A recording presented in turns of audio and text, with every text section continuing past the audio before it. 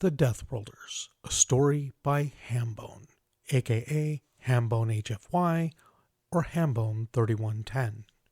Chapter 5, Deliverance. 4 years previously. Everybody loved a homeside win, except for the tourists. Amir didn't feel like a tourist, but Pakistani people supported the Pakistani cricket team, even if, like him, they had been born in Birmingham, had never left England, spoke English more fluently than their supposed native language, with an accent that was as British as tea in wet weather. Amir! His best friend Muhammad and the rest of his friends had started heading in different directions while Amir was zoned out. You coming?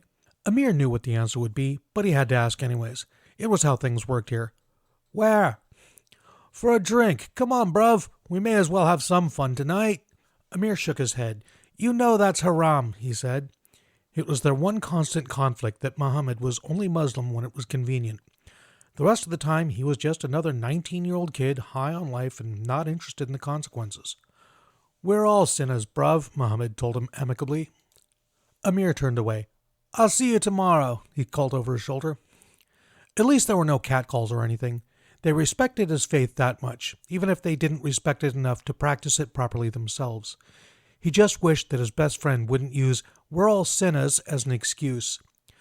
It may have been true, but that didn't mean he had to exploit it. That just didn't feel like Islam. He didn't preach, though. He was no imam. He didn't know how to be. All he had was his job delivering takeaway food, a council flat, and his religion. It was enough, most days. He knew from experience that the bus stops near the Edgbaston cricket ground would always be heaving after a one-day game. He didn't mind the walk. It was mid-July, and even the famously inclement British weather had decided to produce a warm night. So, anonymous and alone with his thoughts, he weaved through the streets of Friday night partiers, just another brown face in a crowd that ran the full gamut of human shades, hunched with his fingers fidgeting with the edge of his pockets. He was so shrouded in melancholy that he didn't even see the person he walked into, but they felt solid as a rock. Knowing full well that a Pakistani face in this day and age could get into serious trouble with a surly drunk, he stepped back a pace, and got halfway through his "sorry, mate," when he realized that the other man wasn't moving. In fact, he still had his back turned. Nobody else was moving either. Nothing else was moving. Traffic stood as still as scenery in the street. The pavement was solid packed with warm, clothed human statues penning him in. He couldn't even shove them aside to weave through the crowd. He stared at a young woman. She was in the middle of flicking her hair aside to answer her phone, and it stood out impossibly parallel to the ground. Even the light had a strange quality. He swore it took a shadow a brief instant to react when he moved. And then that shadow became much better defined as the nighttime street orange was flooded out by whiteness. He looked up, and it filled his vision. One man looked around in confusion, rubbed his back, and returned to his conversation. The streets didn't even notice that Amir Bamani was gone. Kirk was a rich being. A councillor of the domain earned a handy sum of money from their position, not to mention the royalties from his biographical accounts, political sponsorships, and some shrewd investments. Nevertheless, between buying his ultra-fast ship and then having it fast-tracked through a refit dry dock at a corporate freeport where the owners were happy to sign an anonymity contract for an appropriate fee, well, his accounts were looking rather less healthy than they had done in some time. They would, however, bounce back. He was a client of one of the best investment brokers in the business, after all. And the refits had been worth it. The little life support blister with its bed, ablutions cubicle, and the control console had been dismounted from the hull, and behind it had been installed a somewhat larger and more luxurious living suite. Below that, a workshop loaded with the latest in nanofactories and CAD-CAM tools, a dense and comprehensive automated laboratory that could double as a sick bay. And behind that, the enormous generator and the sealed unit that was the Cortai black box drive. Mass made no difference to a Cortai drive. Any ship, any size, any tonnage. The only thing that mattered was how much energy you could force down that little box's throat, and the behemoths bulk of the fusion reactor that made up by far the largest part of the ship's size and mass was rated to power whole city districts. There was one last addition, an excursion chamber, equipped with all the gear he could need to remain safe on practically any planet up to and including a Class 12. And it was necessary. The first destination on his list was a Class 10, an unclaimed world. After all, who in their right minds would want to claim a death world? With the uninspiring designation Main Yellow 2.554679-1.00209-0.1413-57.88811-3 terrestrial temperate 10. Literally nothing more than the type and location of the planet and the star it orbited. He slept most of the journey out. The downside he was discovering to his ship was that, having as it did a stupefying turn of speed, the trip times were barely long enough for him to complete the in-flight checklist and get some rest. By the time his alarm woke him, he was already within the last 100 or so interstellar units of final approach. There had barely been time for his neural implants to convert the slow-access digital data to his destination into working organic memory. But they had. He knew everything that it was practical and useful for him to know about that world, barring any gaps in the data, which was how he handled the unique upper atmospheric turbulence with practiced ease, despite having never previously landed without guidance from the ground. It helped that his target coordinates were experiencing a clear day, and, as he'd hoped, he'd found a thermal contact with only a short distance of the information that had been in Vokno's file. Best to land a little way from it, he thought. He did so. Landing a ship that was effectively a couple of small rooms tacked onto a highly oblate spheroid was a challenge in its own right under MY210573TT10's gravity, which was nearly 20% higher than the galactic standard norm. Not as high as Earth's, but enough to be uncomfortable once he stepped outside of the ship's generated gravity field. Once landed, he performed those few post-flight checks that any good pilot concerned themselves with, and then retreated to the excursion room. It took only moments to select the appropriate harness and don it. The device had its own onboard gravity generator that would mitigate the local field, and the rest was a biofiltration field that should keep anything nasty from coming into contact with him. Time to meet the first human he had seen in the flesh for 3 years. Amir had expected a ramp. Instead, the whole room slung under the ship's equatorial ring descended to ground level, and a pair of large and very solid doors opened gracefully and silently. He hefted his spear. If it was another one of those gray-skinned devils, it wouldn't know what hit it. Instead, what stepped out and blinked in the sunlight was a 6-legged being fully twice his height, upright atop a complicated pelvis. It raised both its pairs of hands in a gesture of peace and surrender, and, with exaggerated care, produced a piece of technology which it set on the ground. The alien clicked at it, producing a sound not dissimilar to a strip of cardboard in a bike's spokes. This was, apparently, some kind of language, because once it had finished clicking, the little device on the ground spoke in flawless, though unaccented, English. "Please, I couldn't harm you if I wanted to. You don't need the spear, Mr. Bamani." Amir practically fell over. It had been years since he had last heard any human language at all, let alone his name. Huh? The words wouldn't come at first. He could barely remember speaking aloud other than to recite the Adhan to call himself to Salat 5 times a day and the Rakat. He had not spoken anything else in years, probably. They had been important. Only his faith had kept him going throughout those years. He didn't have the first idea which way Mecca was, and so simply had settled for facing towards this planet's east. He cleared his throat and tried again. "You know English!" This generated a chattering sound from the being's lower abdomen, which he decided was probably laughter, followed by another barrage of clicking and crackling noises. "I couldn't begin to pronounce English, I'm afraid, but my translator here can. You are Amir Bamani, though, yes?" Yes. How do you know?" This being made a gesture that he couldn't identify. Its body language was unreadable. "I paid good money to get my hands on a copy of your abductor's records," it told him. "My name is," an unintelligible sound like plastic beads in a blender, "but other humans have nicknamed me Kirk." "Kirk? Like in Star Trek?" "That's the joke, I think, yes, though it's also a fair approximation of the first syllable of my name." "My abductors? You're not with them, are you?" Amir hefted his spear again, and Kirk retreated a step or two, holding up 4 placating hands. No, I draw the line at abduction, vivisection, and experimentation upon sentient beings. I'm here to offer you the chance to leave if you wish. You'll take me home? Hope swelled in Amir for the first time in a long time. Earth. People, he mentally corrected himself at that one. Human people. If only I could, Kirk told him. But Earth is, well, the focus of much attention right now. He looked around at Amir's camp. Actually, I'll just be blunt about it. The rest of the galaxy found out about your species and collectively shit themselves in fear. Earth has been quarantined. They've put up a force field around the whole system. Nothing gets in or out. I disagree with that decision. I have a plan, and it starts with finding every abductee I can and offering them the hope of a way home. He extended a hand, and Amir noticed for the first time that it was made of sleek plastic and metal rather than pale flesh. Are you in? Kirk asked. Shake carefully, please. It doesn't matter so much if you break the prosthetic rather than my actual hand, but they're a pain to repair. Bismillah! You have to ask! I want to go home! They shook hands. I promise I'll try, Kirk told him.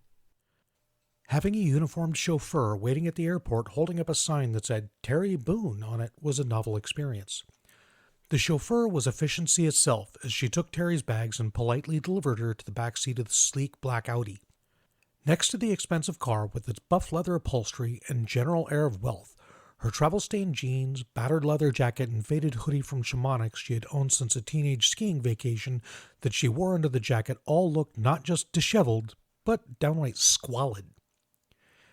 She entertained herself on her phone as the chauffeur weaved in comfortable silence of money through the freeway and midtown traffic to her apartment, and was surprised when the chauffeur not only brought in the bags, but insisted that no tip was necessary.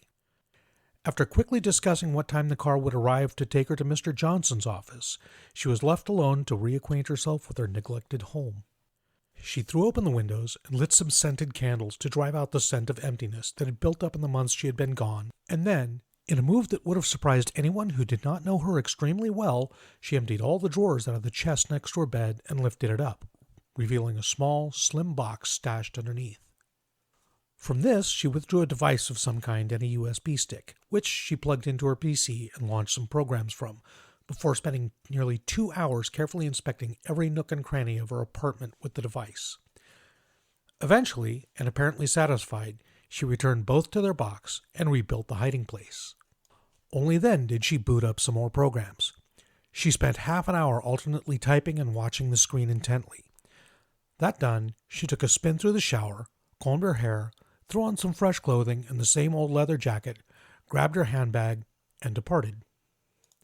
She would have been thoroughly disappointed to learn that her sweep for bugs stood no hope whatsoever of detecting the ones that had been stalled a month previously.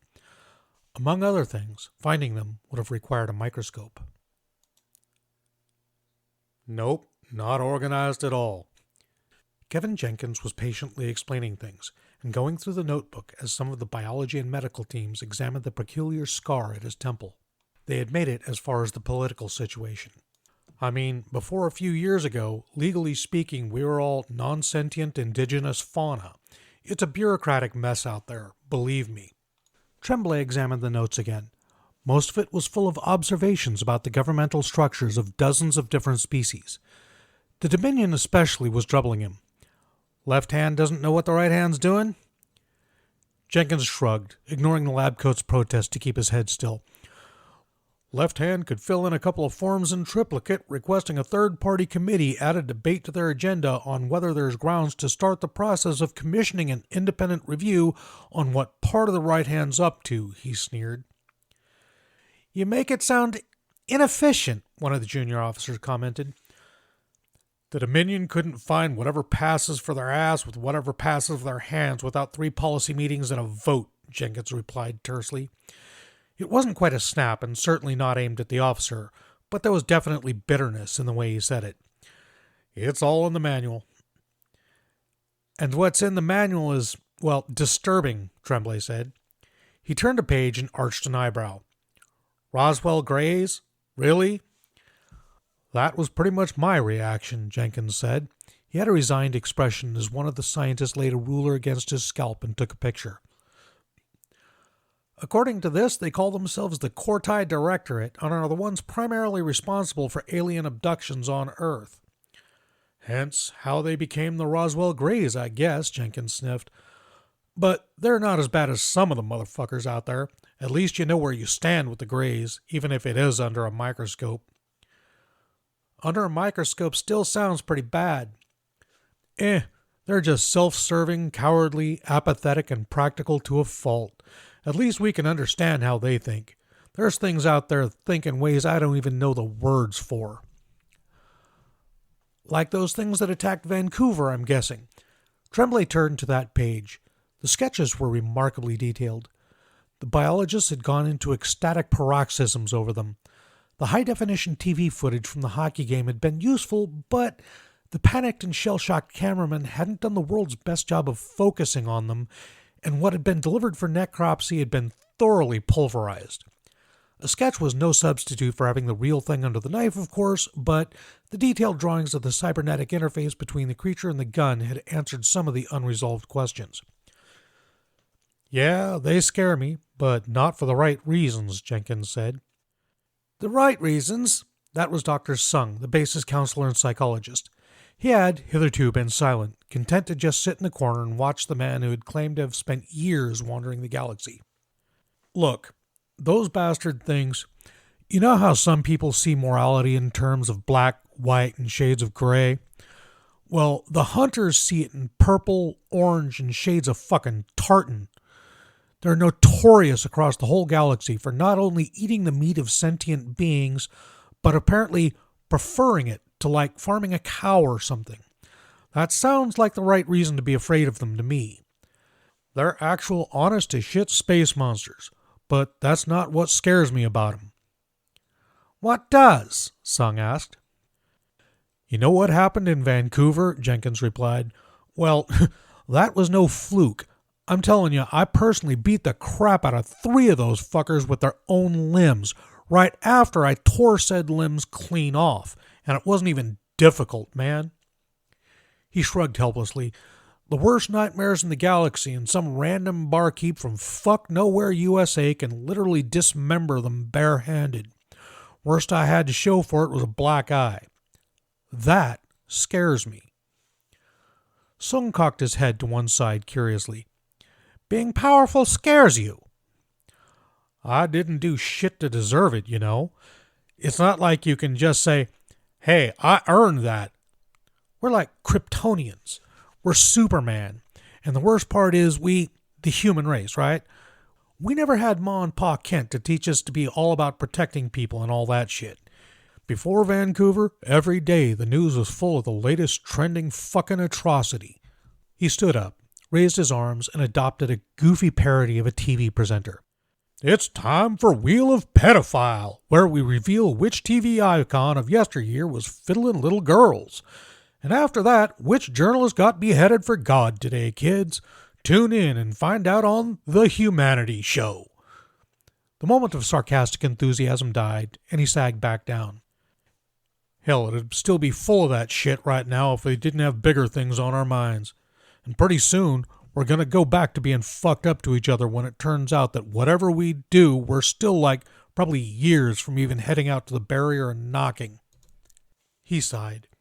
That's why the hunters scare me. Because despite that they scare the shit out of everything else, the hunters never got a reaction like this. Which means that somebody up there thinks we're worse than the hunters. And I'm scared they might turn out to be right. You don't think very highly of people, do you? Tremblay commented. You're damn right, Jenkins exclaimed. But, you know, individuals can be kind of cool, so we got that going for us, he sniffed, which is nice. I know who you are. You're a Dominion security counselor. Kirk nodded slowly. That I am. He was standing in the office of the mayor of an asteroid mining facility deep in reef space.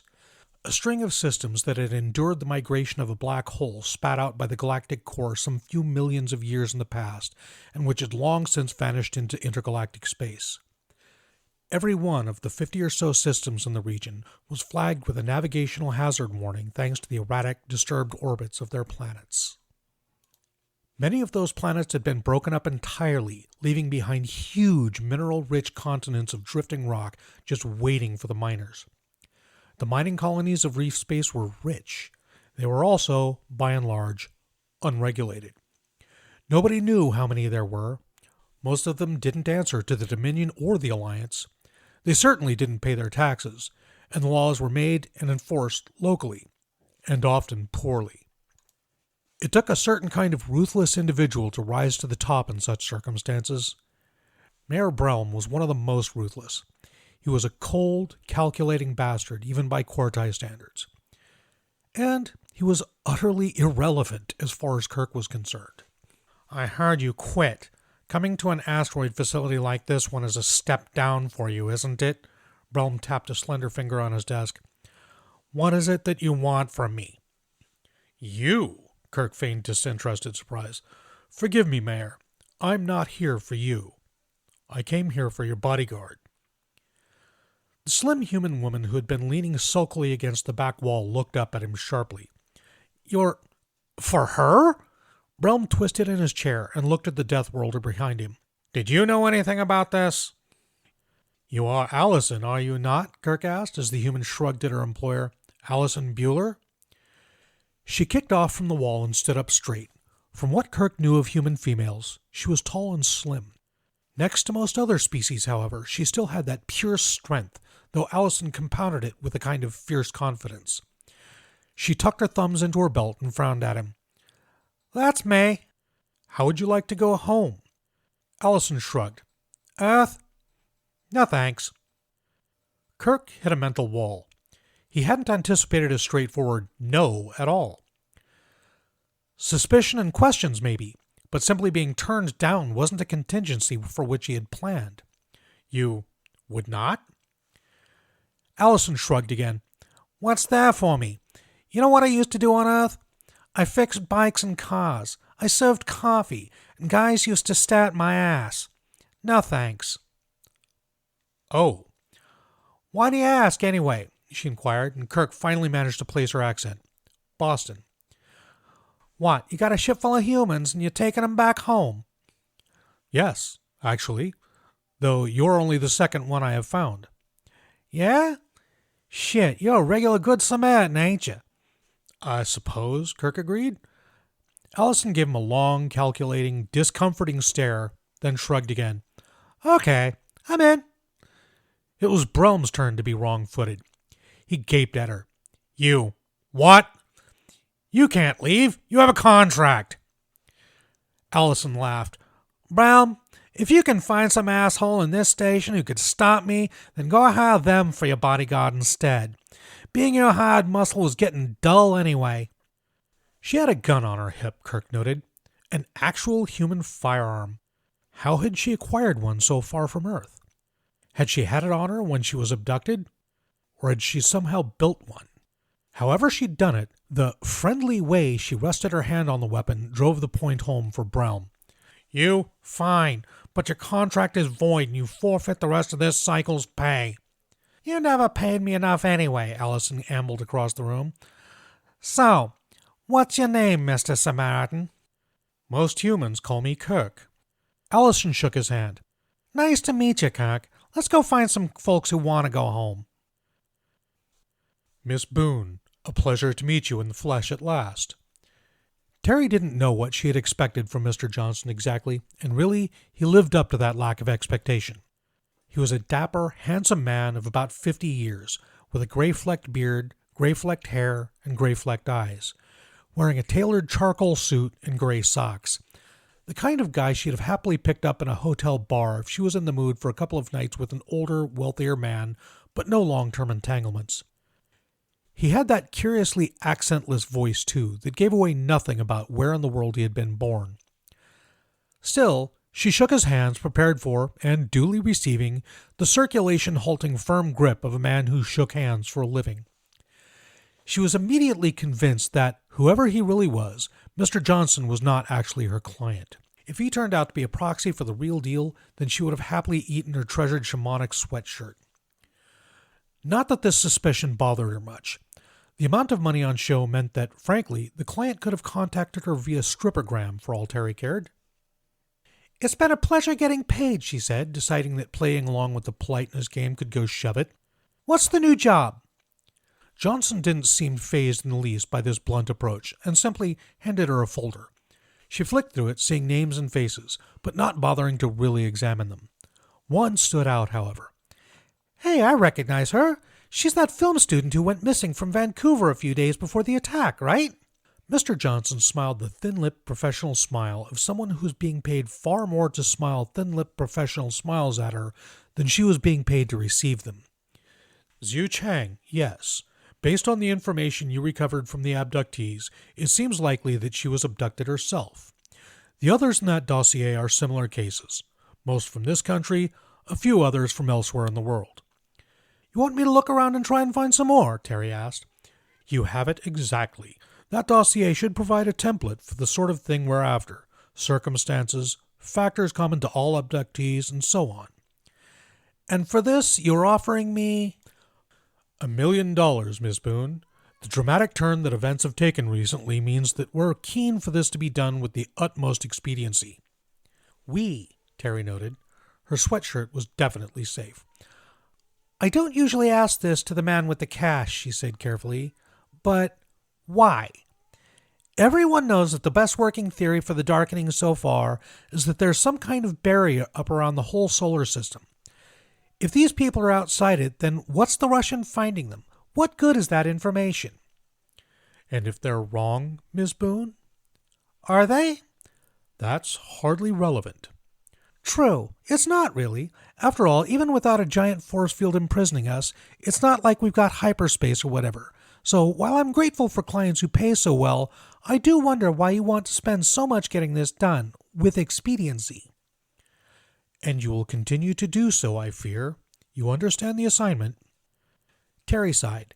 "Chase up on missing person cases that match the profile of these apparent abductees, report them back to you as I find them, for which I will receive $1 million, she said. "Precisely. It is always a pleasure to do business with a professional, Miss Boone." "Sure," she replied. "A pleasure." Johnson waited a minute or so after she was gone, and then stood, unlocked the side door to his office, and stepped through. There was a coffin-sized metal and glass object along one wall of that room, and the being within, small, naked, gray-skinned, large-eyed, and bulbous-headed, stared out at him lazily from where it floated in a gel bath inside. "She agreed," he said. "Good. She has just the right mix of clever and mercenary. An excellent find." "Thank you, sir. She does, however, raise a very good point. Exactly what good will this information do us?" "The more we know about who's out there, the more I can assist the being who's tracking them down. I didn't come here to live out the rest of my life on a pre-world death trap of a planet, Johnson. I want to go home." The Cortai approximated a grim smile. "I want that barrier down." Maria Sadowska didn't know what to make of anything. She had got used to the idea of alien life, got used to scavenging whatever scraps they could be bothered to deign to kick her way. Her ribs and bones were visible everywhere. Her gums bled constantly, and the sores just wouldn't heal. And then, just like that, the attitude had changed. One minute she was ignored by aloof creatures who barely deigned to acknowledge her at all. Now they saw her coming and walked across the other side of the transitway. If she went into an eating house to beg, before she had been lucky to get scraps. Now she got as much as she could stuff into herself, while around her tables vacated, and the owner carried itself in a way that suggested that, if its species could sweat, and if that sweat meant what it meant in humans, it would have been sweating. She hadn't had enough time to figure out why, when she heard the first recognizable word to fall on her ears in months. "Maria?" It was an alien, one of the tall white ones with too many legs, though those were usually friendly. Behind it, him, stood two humans, honest-to-God humans. A tall blonde woman who could only be an American with a belt buckle like that, and a shorter, browner man who gave her a nervous smile. She didn't care that neither of them looked like they spoke a word of Polish. Right now, it was just enough to see somebody the right size, with the right number of limbs, eyes, fingers. Weeping, she slammed into the man at a dead run and hugged him tight, oblivious to the way nearby beings stepped back in alarm at the solid sound their dense Deathworlder bodies made. He made awkward, comforting noises and rubbed her back. The American woman put a hand on her shoulder and said something. They obviously had a translator or something, because Maria heard and understood every word. "She's in a bad way, Kirk." Kirk shook his mane out and ignored the comment. Instead, he put his own hand on Maria's other shoulder and spoke softly. "Do not worry. Everything will be all right, Maria. You are going home." "Extraordinary guy," Dr. Sung commented once Jenkins had agreed to go under an fMRI scanner and departed with the medical technicians and biologists. Tremblay made a strained noise. "Seems like a bad case of PTSD to me, not that I'm an expert." Sung had the trademark dry humor of psychologists everywhere. "Well, speaking as an expert, I don't agree with that diagnosis," he said. "I think he's just naturally a cynic, and maybe had a few bad experiences. Besides, he actually makes a valid point." "Don't tell me he's turned you into a misanthrope, too." "Confidentially, I think he's the opposite of a misanthrope. The impression I got is that he's the kind of man who's too driven by his compassion. But step back and think about it for a second. Personally, I believe his account, which means that he's more or less the only man on Earth to have the chance of really getting to know what it's like out there. Apparently, only a handful of the rest ever got that translation implant, and none of them were out there for as long." Tremblay leaned against the table and folded his arms. "Meaning?" "Meaning he knows how E.T. thinks. He's got a bit more of an outsider's perspective than the rest of us. Maybe the reason he's so bitter on the species is because he can see what they see in us," he smiled uncomfortably. "It's notoriously difficult for people to acknowledge stuff like that." "True. Self-deception's a powerful thing," Tremblay said, helping himself to a mug of the coffee that had been percolating in the corner of the lab since they arrived. Sung flipped through the document the pilgrimage had assembled. "Which means, by extension, that self-awareness is a powerful thing too," he said. "The whole world has been going over the question of why an alien civilization would bottle us up, and really, the answer is so obvious when you look at it from Jenkins' perspective. We've been quarantined, and the only reason to quarantine something is because it's dangerous." Tremblay sipped his coffee and poked around the lab, pausing at a sample of alien bone that was attached to a detailed report of its composition, strength, density, and toughness, all depressingly inferior to the human norm, to judge by a summary of percentages that ran down one side of the page. "I suppose that's hard to argue with," he mused. Hand me that notepad a second, would you?" Sung did so, and availed himself of the coffee as well, while the general flipped through the contents of the abductee handbook, logged onto the lab's computer, and watched the footage from Rogers Arena, referring back to the notepad several times. "Something up, sir?" he asked. "Just looking at things from a military perspective." Tremblay picked up a pen and tapped the screen with the reverse end. "See here? The way they exit those pods?" "What about it?" "It's not aggressive enough," Tremblay said. When Sung raised an eyebrow and gestured a need for more information, he stood up and put down his coffee. "Okay, when a soldier enters a hostile area full of known threats, they move like this." Miming holding a gun, he barged forward, pretend weapon tucked tight into his shoulder and pointing almost along his sight line. Weight forward, posture loose but coiled, ready to spring in any direction as danger demanded. Sung blinked, and the general was halfway through dropping some virtual targets with a volley of precise shots. The burst of simulated violence lasted no more than a second or two before he relaxed again. "Bear in mind, I've not done that for real in about 10 years, and I'm 51 years old. I've slowed down a bit, but you get the idea. Aggression. You throw yourself into the fight economically and efficiently. Little movements, big effect. Make the best possible use of the moment of surprise," Tremblay told him. "Now the aliens moved like this." Despite being deficient 2 pairs of legs, Tremblay's imitation of the beasts on the screen was uncanny. This time, the The posture was upright and proud. The invisible gun held awkwardly level with his solar plexus and out away from his body. His progress across the room was notably slower, more like arrogant strutting than a hostile rush, and his weapon was much slower to aim. Everything looked more sluggish, less precise, less deadly compared to the steady and focused violence that had preceded it. "I follow," Sung nodded. "Yep, but then we get to here." Tremblay clicked forward in the footage to the point where one of the players swept in and smashed one of the aliens to the ice with his hockey stick. Obviously panicked though they were, as the remaining hunters drew together in a defensive circle, their posture changed as well, into a stance much more like the one the general had first demonstrated. Compact, focused, precise. That did them no good, of course, but it shows that they at least know how to do things properly. So the question is, why weren't they moving like that in the first place? "You have a theory there," Sung asked him. "I do, and it's one that bears out Jenkins' account of these things being the boogeymen of interstellar space. They practically swaggered out of those pods, as if it didn't matter if they did things the right way or not, like they seriously believed that they were invulnerable." Tremblay picked up his coffee again. "They got cocky." "Does that scare you?" Tremblay shrugged, shaking his head very slightly with a wide-eyed expression. "I don't know what to feel yet. I've not had the first-hand experience or years to get my head around the idea. It just doesn't seem real somehow." They sat in silence for a while, Sung sensing that the general was in the mood for a little peace and quiet, and content to give it to him.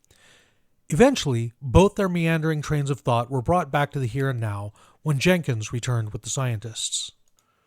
"Well, you'll be pleased to know that the fMRI corroborated my account," Jenkins said. Tremblay accepted the summary and afforded it a quick reading. "Fine, I think I'm convinced," he said. "But interesting as it all is, the information's a bit academic, isn't it?" "Yep," Jenkins agreed. "But I wanted to make sure you all got your heads around a few things before I drop the real surprise on you." "Which is?" Jenkins grinned and retrieved the battered hiking pack he'd been carrying when he first arrived at the base. Buried at the bottom under his spare shirts and underwear was a padded manila envelope, which he presented to the general. Tremblay opened it and tipped its contents out onto his hand. A small, featureless silver box about the size of a hard drive.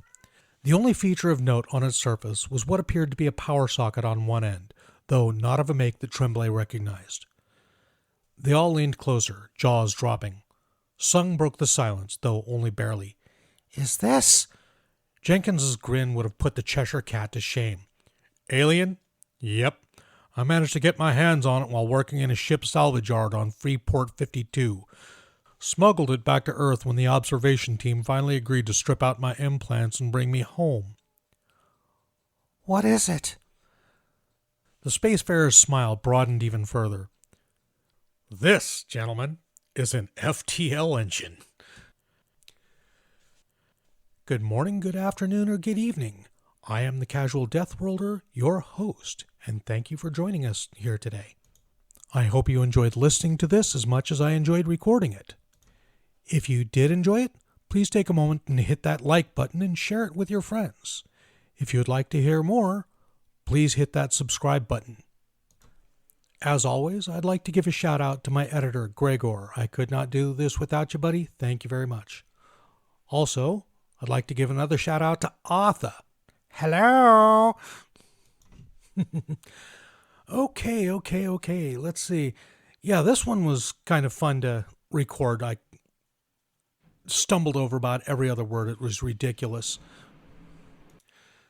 As you may have noticed, I had to change Kirk's voice, at least while he's on an external translator, talking to people that do not have translators installed. This was done primarily to save my voice. Unfortunately, that's going to kind of go out the window in the next episode because there's something, the entire chapter is something I'm going to have to do in a very harsh voice. So that'll probably just screw me up for a couple of weeks, so we'll see how that goes. I'm working on my Boston accent for Allison Beulah. I hope it sounded good to you.